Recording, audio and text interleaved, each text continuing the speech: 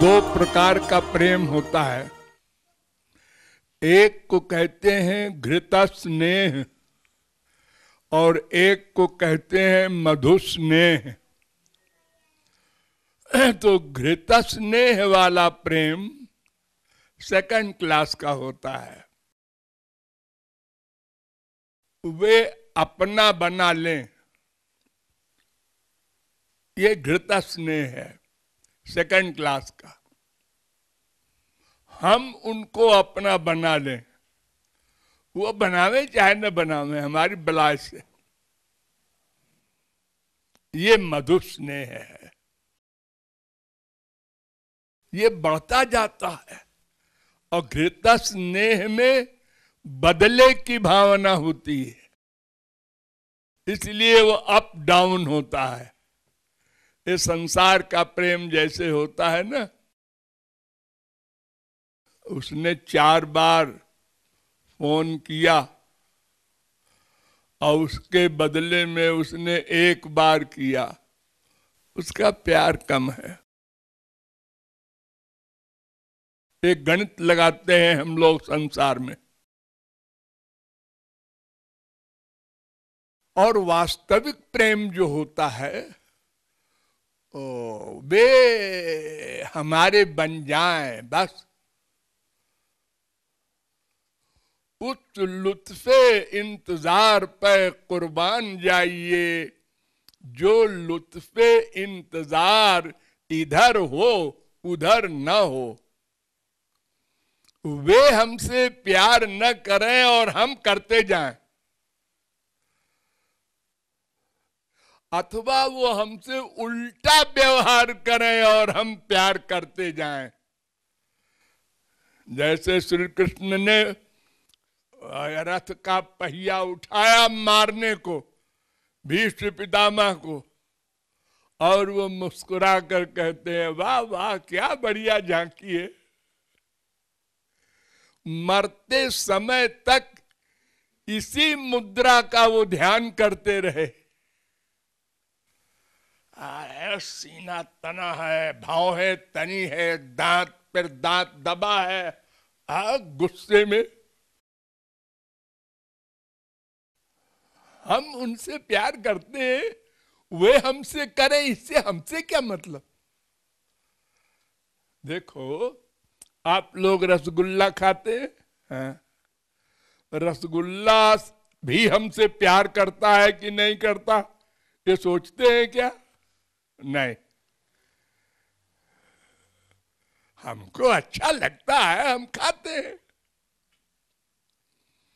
कोई चीज हमको अच्छी लगती है, सुख मिलता है, तो हम ये क्यों भावना करें कि हम भी उसको अच्छे लगते हैं कि नहीं। अगर हम उसको अच्छे लगेंगे तो उसको सुख मिलेगा ना, तो उसके सुख की चिंता आपको क्यों है? आप तो अपना सुख सोचिए। तो हमको अपनापन बढ़ाना है श्याम सुंदर से। यद्यपि ये कानून मालूम रहे, ये यथा माम प्रपद्यन्ते तांस तथैव भजाम्यहम्। भगवान और महापुरुष दोनों का एक कानून है, जितना प्यार जीव करेगा उतना प्यार, उतनी कृपा, उतना अपनापन उनको करना पड़ेगा। कबीर दास गए रामानंद के पास, हमको शिष्य बना लो। उन्होंने कहा तेरी जाति का पता नहीं, न कुछ नहीं, तू हिंदू है कि मुसलमान है, मैं नहीं बनाता। तो उन्होंने कहा गुरुजी आपने लेक्चर में कहा था ना कि भगवान और महापुरुष जीव के प्यार के अनुसार प्यार करते हैं, उसी लिमिट में। तो हम अगर प्यार करेंगे तो आपको कृपा करनी पड़ेगी। देखो हम दिखा देते हैं। और वो कबीरदास महापुरुष बन गए और कृपा करनी पड़ी रामानंद को। तो भगवान और महापुरुष के बारे में कोई डाउट नहीं है। डाउट संसार के बारे में होता है, वो प्यार करता है कि नहीं करता, बाहरी व्यवहार से हम नोट करते हैं और धोखा खाते हैं। वो मीठी मीठी बातें करता है, तुम्हारे बिना हम मर जाएंगे, ऐसे इतना प्यार करता है। विभोर हो गए, बेवकूफ बन गए। और उसने ये किस लिए कहा था? वो अपने स्वार्थ सिद्धि के लिए। तो भगवान से प्यार करने वाले को ये नहीं सोचना है कि वो कितना प्यार करते हैं, अपने प्यार को नाप लो, बस उतना करते हैं। हम तो गड़बड़ करते हैं तो वो भी करेंगे। इस धोखे में न रहना कि हम गड़बड़ करें और वो ठीक करे, ऐसा नहीं चलेगा उधर। क्योंकि वो अंदर बैठे हमारे आइडियाज नोट करते हैं। सर्वांतर्यामी, अंतर्यामी, एक एक आइडिया जो हम निकालते हैं मन से, वो सब उनके यहां टाइप होता जाता है। जैसे मूवी कैमरा होता है ना, वो लगा दो, वो आदमी हंसेगा उसमें आ जाएगा, वो दांत काढ़ेगा उसमें आ जाएगा, वो जो बोलेगा उसमें आ जाएगा। ये पूर्ण फेथ, विश्वास होना चाहिए। फिर को सोचने की जरूरत नहीं वो कितना प्यार करते हैं। और फिर एक बात सोचो, वो तुमसे प्यार क्यों करे? क्या है तुम्हारे पास? गंदा शरीर, गंदा मन, गंदी बुद्धि। वो आनंद स्वरूप, सर्वज्ञ, सर्वशक्तिमान।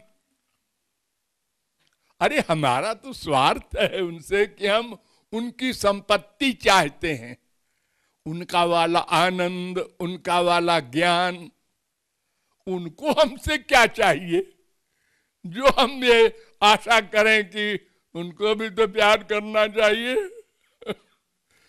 और फिर भगवान के प्यार करने का दो विरोधी तरीका है। संत और भगवान के प्यार करने का तरीका इतना विचित्र है कि बड़े बड़े सरस्वती बृहस्पति नहीं समझ सकते। गौरांग महाप्रभु ने कहा, जार चित्ते कृष्ण प्रेमा करे उदय, तार वाक्य क्रिया मुद्रा विज्ञ न बुझे। जो भगवान का बन जाता है, महापुरुष हो जाता है, तार वाक्य, उसका वाक्य, क्रिया, मुद्रा, ये विज्ञ न बुझे, बड़े बड़े ज्ञानी नहीं समझ सकते। किसी को छीनना भगवान की कृपा है, किसी को देना भगवान की कृपा है। अब दो विरोधी चीज है ना।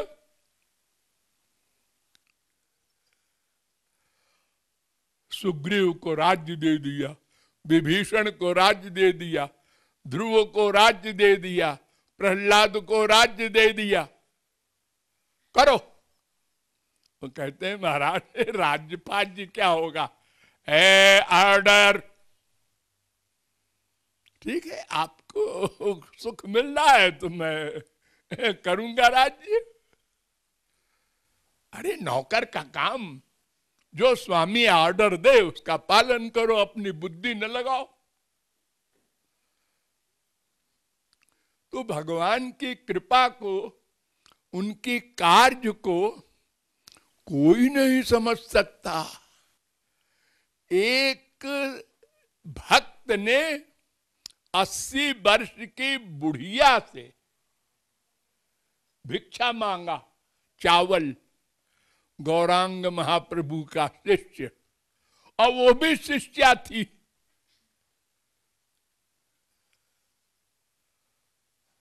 नाम सुना होगा हरिदास आप लोगों ने।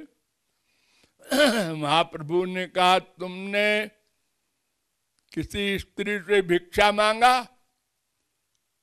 महाप्रभु के लिए मांगा था चावल। कहा, हाँ महाराज मांगा था आपके लिए। क्यों मांगा?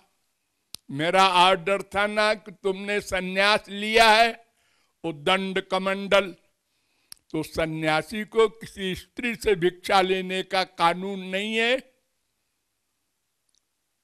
अरे महाराज, वो तो आपकी परम भक्ता है। भक्ता होने से मतलब नहीं, मेरे ऑर्डर का उल्लंघन किया तुमने, निकल जाओ यहां से। ओ बेचारा निरपराध। सारे भक्त आश्चर्य में पड़ गए कि महाप्रभु जी भगवान के अवतार, अंतर्यामी, ये जानते हैं उसकी कोई दुर्भावना, और फिर 80 वर्ष की बुढ़िया और महाप्रभु जी के लिए वो चावल मांगने गई और निकाल दिया उसको। आजन्म परित्याग, साल 2 साल के लिए नहीं। और उन्हीं के सगे नित्यानंद, उनसे कहा 2 ब्याह कर लो। एक भी नहीं, 2।